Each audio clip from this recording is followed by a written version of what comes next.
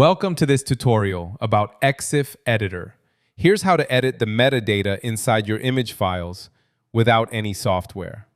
Go to ExifInjector.com.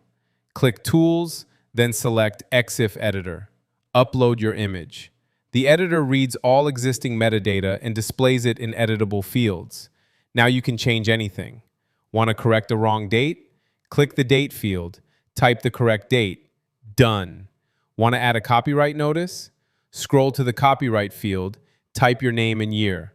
Done. Want to update GPS coordinates? Edit the latitude and longitude fields, or remove them entirely. Want to change the camera info? Edit the make, model, lens, any technical field. Every change you make is written directly into the file, not stored in a database, not saved as a sidecar, embedded into the image itself. When you're finished editing, click Save. Download the updated image.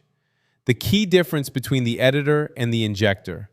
The editor lets you modify individual fields manually. The injector uses AI to generate and write all fields automatically. Use the editor when you need precise control over specific fields. Use the injector when you want AI to do the work at scale. You can visit ExifInjector.com. It's free to start.